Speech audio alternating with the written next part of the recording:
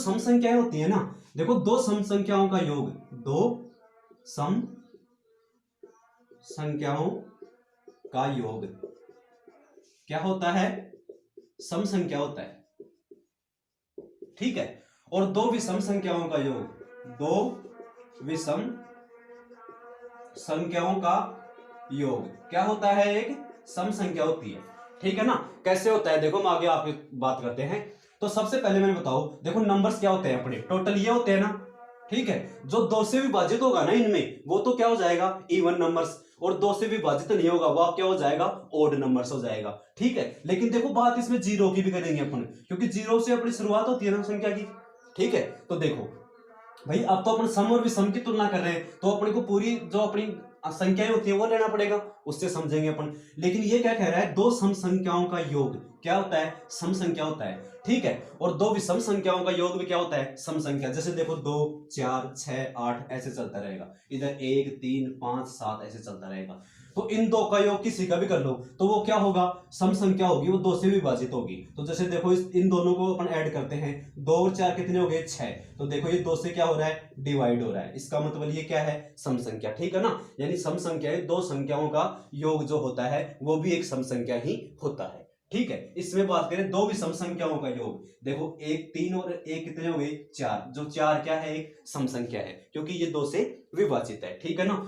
आप आगे चलते रहेंगे ऐसे, तो अपन देखेंगे कि दोनों विषम संख्याओं को जोड़ने पर क्या प्राप्त होती है, एक सम संख्या प्राप्त होती है, ठीक है ना। अब देखो बात करें जीरो की, तो जो जीरो है ना, वो सम संख्या है या विषम संख्या है, ठीक है ना।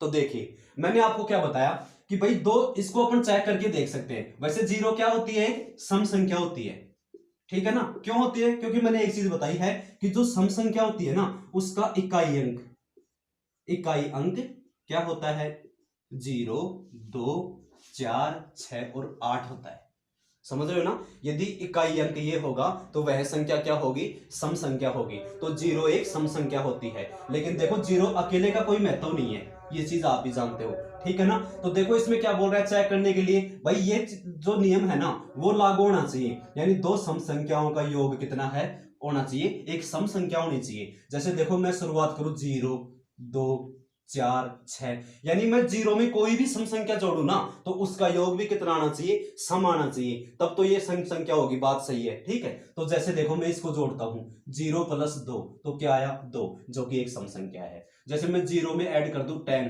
तो ये 10 भी क्या है, एक सम संख्या है, क्योंकि ये 2 से डिवाइड होती है, इसका मतलब यहां भी 10 योग आ गया। जैसे मैं इस 2 में 8 जोड़ दूं, तो देखो 2, वो सॉरी, जीरो में क्या जोड़ दूं, 8, तो 0 + 8 कितने आ गए, 8। ये भी क्या, 2 से डिवाइड हो जाएगा, ये भी सम संख्या है। कहने का मतलब ये हुआ कि दो सम संख्याओं को यदि जोड़ते हैं तो अपने पास क्या आना चाहिए, सम आना चाहिए, तब सब ये बात सिद्ध हो जाती है कि जीरो भी एक क्या है, सम संख्या है। तो आप इसको नोट कर लीजिएगा, ये बात इधर चेक करते हैं, ठीक है ना। यानी जीरो को यदि अपन विषम में लेते तो ठीक है, तो कहने का मतलब क्या होता है विषम संख्याओं में, कि दो विषम संख्याओं का योग कितना होता है भाई, सम संख्या होती है, सम संख्या होती है।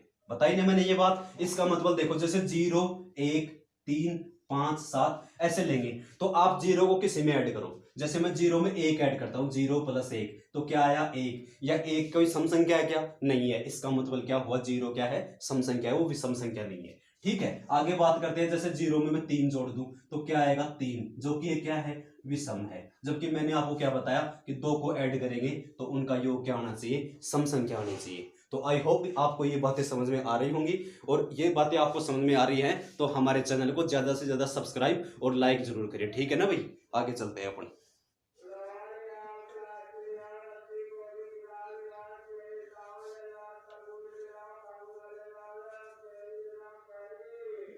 देखिए तो आगे होती है कौन सी, भाज्य और अभाज्य संख्याएं,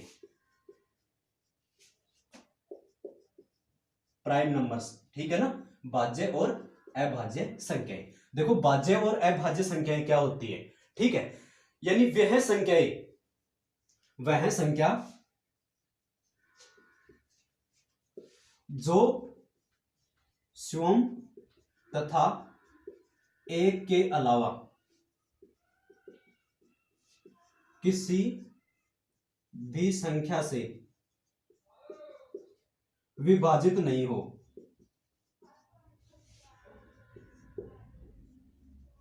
सॉरी, वह संख्या जो स्वयं तथा एक के अलावा, अपन भाज्य संख्या की बात कर रहे हैं ना, वो अभाज्य संख्या की कंडीशन है, के अलावा अन्य संख्या से भी क्या हो, विभाजित हो। या फिर अपन ऐसे बोल सकते हैं जिस संख्या के, दूसरी बात बोल सकते हैं, जिस संख्या के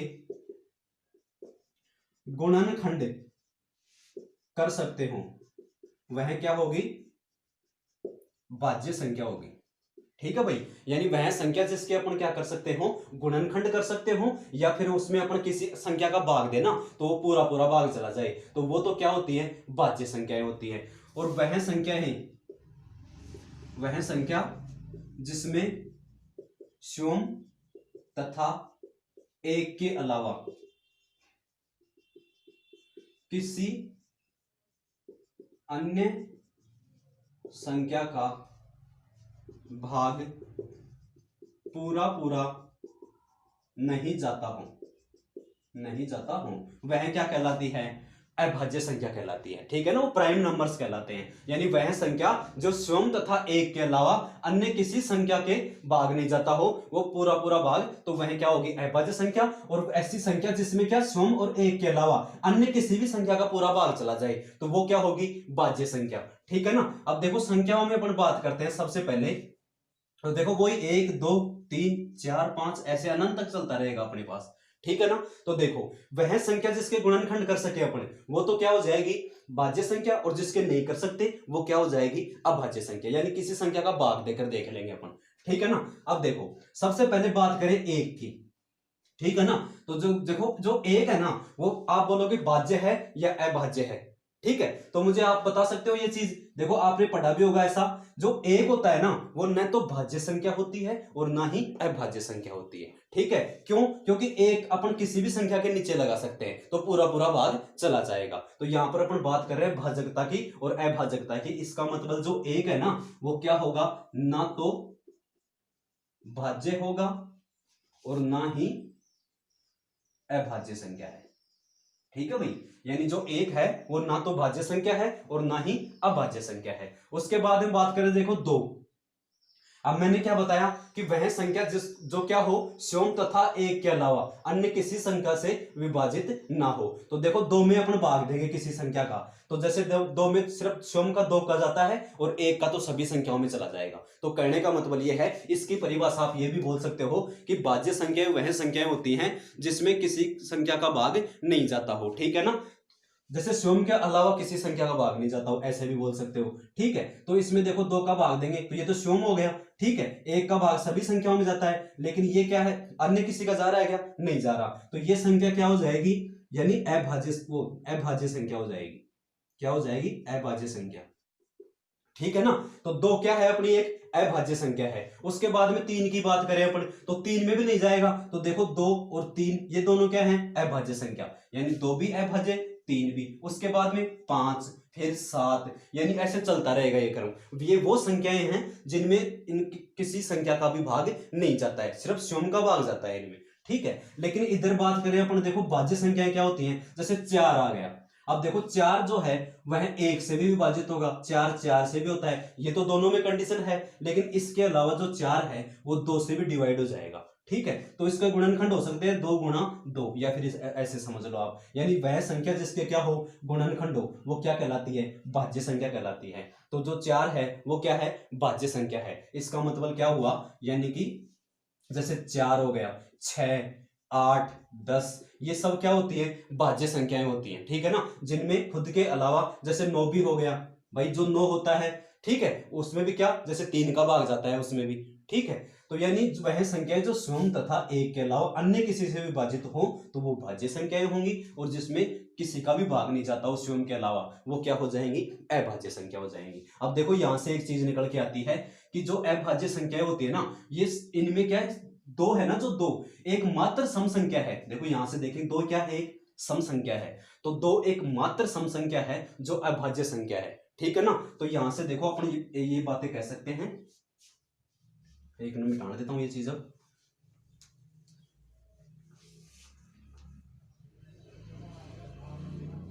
देखिए सबसे पहले मैंने बताया जो एक है ना, न तो भाज्य है और न ही अभाज्य संख्या है।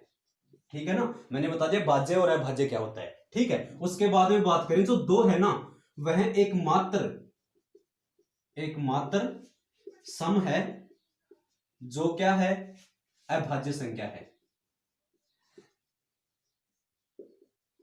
बाकी आप किसी भी सम संख्या में देखेंगे ना, आप जैसे 4, 6, 8, 10 ऐसे चलता रहेगा, इन सब में क्या 2 का भाग जाता है या अन्य किसी संख्या का भाग जाता होगा। ठीक है, लेकिन दो एक मात्र ऐसी सम संख्या है जो क्या है, अभाज्य संख्या है। दूसरा इसमें देखें जो 2 है ना, वह सबसे छोटी क्या है, अभाज्य संख्या है, अभाज्य संख्या। ठीक है भाई, जो 2 है वह सबसे छोटी अभाज्य संख्या है। उसके बाद में बात करें देखो भाज्य संख्या की, तो मैंने बताया था भाज्य संख्याएं क्या होती हैं, जिनमें स्वयं के अलावा किसी का भाग जाए। तो 1, 2, 3, 4, तो 1 तो है न तो अभाज्य न ही अभाज्य। उसके बाद में बात करें 2, तो 2 क्या है, अभाज्य संख्या। 3 क्या है, अभाज्य संख्या। लेकिन 4 क्या है, भाज्य संख्या। क्या है, भाज्य संख्या। तो जो 4 है ना, 4 सबसे छोटी भाज्य संख्या है। समझ रहे हो इस बात को आप, जो 4 है वह सबसे छोटी क्या है, भाज्य संख्या है। ठीक है, फिर आगे चलते रहेंगे, जैसे 4 के बाद में क्या है, 6 हो गया, 8, 9, फिर क्या हो जाएगा 10, फिर 12, फिर 14, फिर क्या हो जाएंगे 15, फिर 16, क्योंकि 15 में भी क्या जाता है, 5 का भाग जाता है। ठीक है ना, तो ऐसे कंटिन्यू चलता रहेगा। ये सब क्या है, अपनी भाज्य संख्या है। और सबसे छोटी भाज्य संख्या कौन सी होती है, 4 होती है। सबसे छोटी अभाज्य संख्या कौन सी होती है, 2 होती है। एक की बात करें तो एक ना तो भाज्य संख्या है और ना ही अभाज्य संख्या है। यदि बात करें 0 की, तो मैंने बताया 0 क्या है, एक सम संख्या है। कैसे है वो मैंने बता दिया आपको। ये छोटी छोटी बातें हैं जो आपको मैथ में काम में आने वाली है। ठीक है ना, आगे चलते हैं अपन।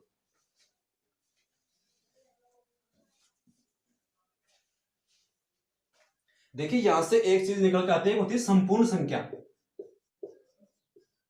संपूर्ण संख्या, ठीक है ना भाई। देखो संपूर्ण संख्या क्या होती है, संपूर्ण संख्या वह संख्या होती है जिसके गुणनखंड किए जाएं। ठीक है, वह संख्या जिसके अपवर्तकों का योग दी गई संख्या के दुगना हो। इस लाइन को आप समझ रहे हो, यानी वह संख्या जिसके अपवर्तकों का योग दी गई संख्या के दुगना हो। अपवर्तक देखो, ये एक नाम आया यहां पर, ये चीज सीखो, अपवर्तकों की संख्या। अब ये अपवर्तक होते क्या हैं, देखो इधर, अपवर्तकों की संख्या, या फिर इसको अपन ऐसे समझ सकते हैं, यानी इसके गुणनखंड। क्या समझ रहे हो, गुणनखंड। और जो गुणनखंड होते हैं ना, उसका गुणनखंड क्या होते हैं भाई, कोई बड़ी संख्या है उसको छोटे टुकड़ों में बांटना क्या कहलाता है, गुणनखंड। यानी उसको क्या कर देना, भाग कर देना। ठीक है, उसको खोल देना।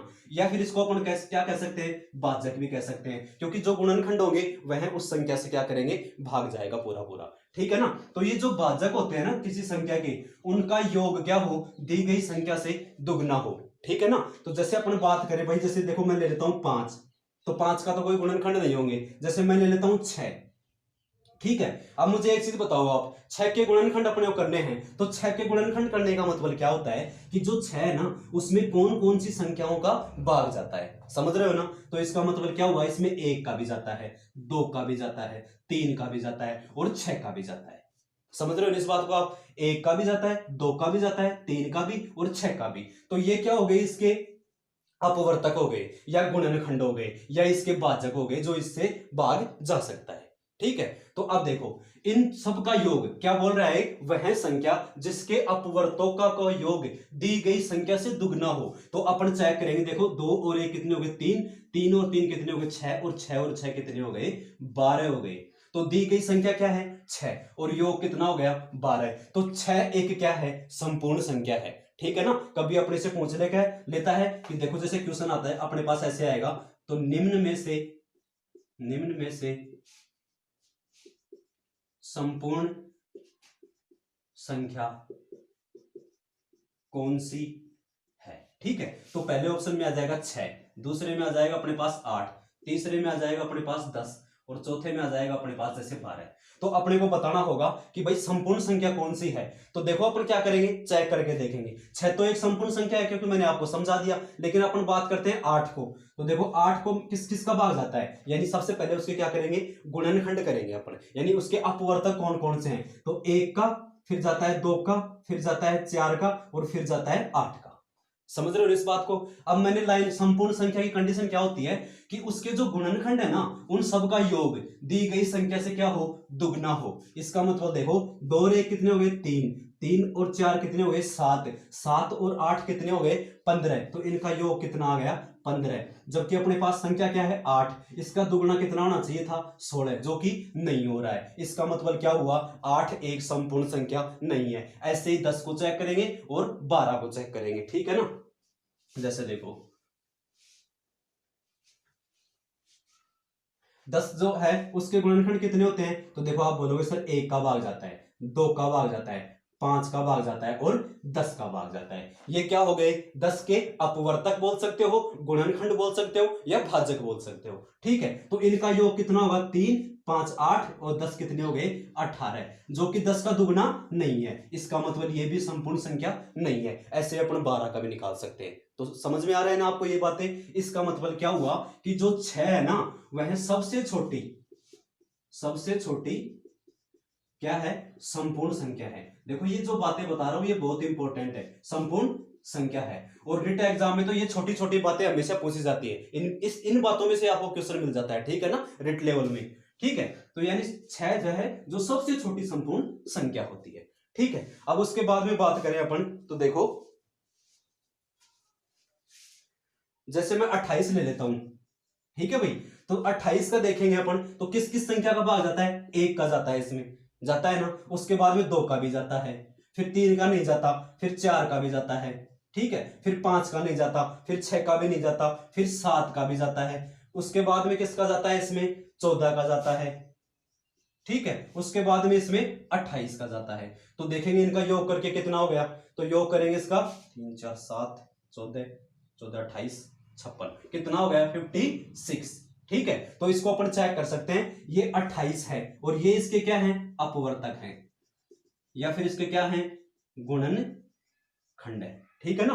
तो इन गुणनखंडों का योग दी गई संख्या से क्या हो जाए, डबल हो जाए, तो वो क्या कहलाएगी, संपूर्ण संख्या कहलाएगी। इसका मतलब देखो 28 का डबल करेंगे 56, तो 28 भी क्या है, एक संपूर्ण संख्या है, संपूर्ण संख्या है। ठीक है, अब यहां से एक लाइन आती है कि 1 से लेकर 100 तक, 1 से लेकर 100 तक कुल कितनी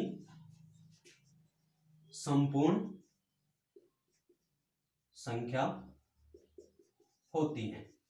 ठीक है, तो देखो 1 से लेकर 100 तक कुल संपूर्ण संख्या कितनी होती है, तो एक तो 6 होती है और एक 28 होती है। ठीक है, इसका मतलब यह हुआ कि दो संख्याएं ऐसी होती हैं 1 से लेकर 100 तक जो क्या होती है, संपूर्ण संख्या होती हैं। यानी संपूर्ण संख्या वह संख्या जिसके अपवर्तकों का योग दी गई संख्या के क्या हो, दुगना हो। ठीक है ना। तो इसका मतलब एक तो 6 हो गई और एक कितनी हो गई, 28 हो गई। ठीक है ना। तो आपको ये बातें समझ में आ रही होंगी। आगे चलते हैं अपन।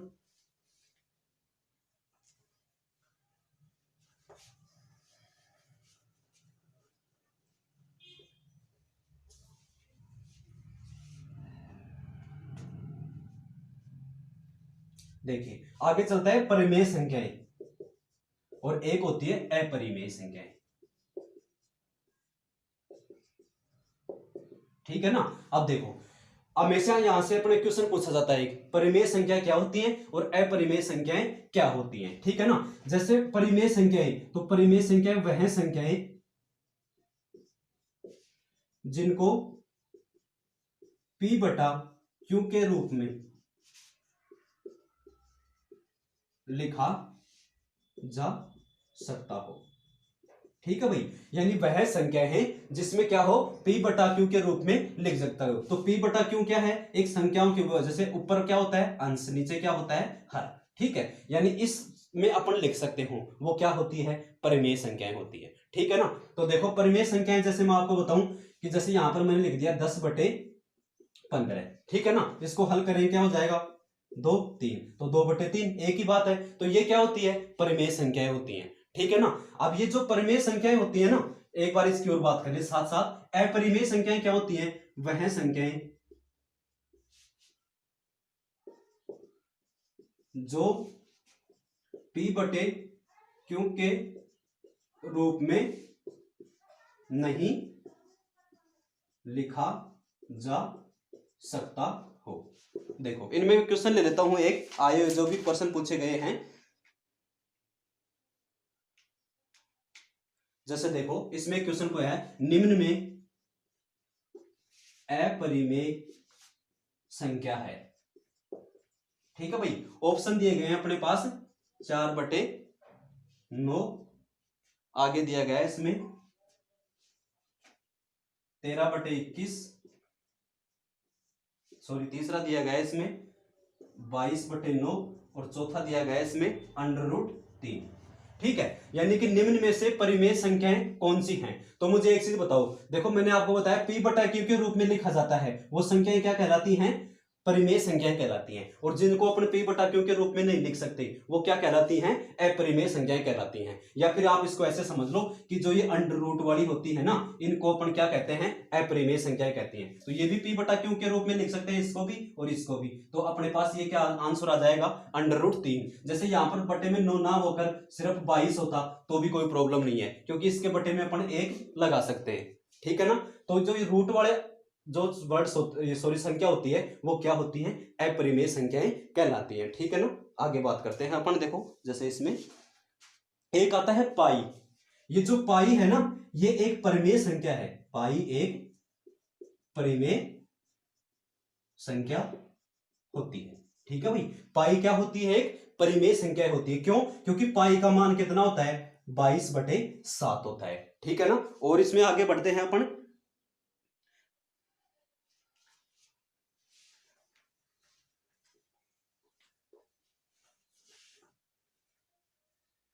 देखिए परिमेय संख्या की बात करें अपन, तो देखो एक होती है शांत परिमेय संख्या, ठीक है, और दूसरी क्या होती है, अशांत परिमेय संख्या। ठीक है भाई, इसमें क्या होता है कि ये जो शांत परिमेय संख्याएं होती है ना, वो क्या जैसे दशमलव में नहीं चलते, अपन निकालते हैं तो वो आगे चल के बढ़ता रहता है और उसका कहीं और नहीं होता, तो उसको अशांत बोल देते हैं। और जैसे शांत हो जाए तो उसको अपन क्या बोल देते हैं, शांत हो गया। जैसे देखो मैं यहां पर ले लेता हूं 15/4।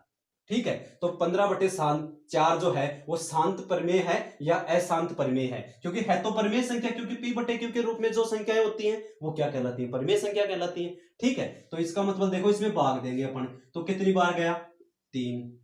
ठीक है, फिर कितने बच गए, 4 3 12, तो यानी 3, फिर पॉइंट बच कितने गए, 3। ठीक है, तो यहां पर क्या 0, तो 4 का भाग देंगे 30 में, फिर कितने चला, 7 चौक 28, फिर कितने बच गए, 2, फिर 0 लगा लेंगे, तो 5 चौक 20, यानी 3.75 मान आया इसका। अब आगे नहीं जा रहा ना कुछ भी, तो इसका मतलब ये क्या है, शांत परिमेय संख्या है। ठीक है ना। देखो इसमें आगे चलते हैं अपन, जैसे अशांत परिमेय संख्या, जैसे कोई इसमें उदाहरण लेते हैं, जैसे इसमें आ गया 20/3, जैसे 20/3। अब इसमें क्या होगा, अपन 3 का भाग देंगे, किसमें, है तो परिमेय संख्या क्योंकि p/q के रूप में है। ठीक है, लेकिन इसमें 3 का जब भाग देंगे तो 6 3 18, फिर कितने बच गए, 2, फिर 6 3 18, फिर 2, यानी 6 6 ऐसे चलता रहेगा। तो ये क्या कहलाएगी, अपनी अशांत परिमेय संख्या कहलाएगी। ठीक है ना। तो आई होप आपको ये क्लास अच्छी लगी होगी, और हमारी ये क्लास अच्छी लगी हो तो हमें, जैसा भी आपको लगी हो, हमें फीडबैक जरूर दें, और हमारे वीडियो को ज्यादा से ज्यादा लाइक और सब्सक्राइब करें हमारे चैनल को। Thanks for watching this video.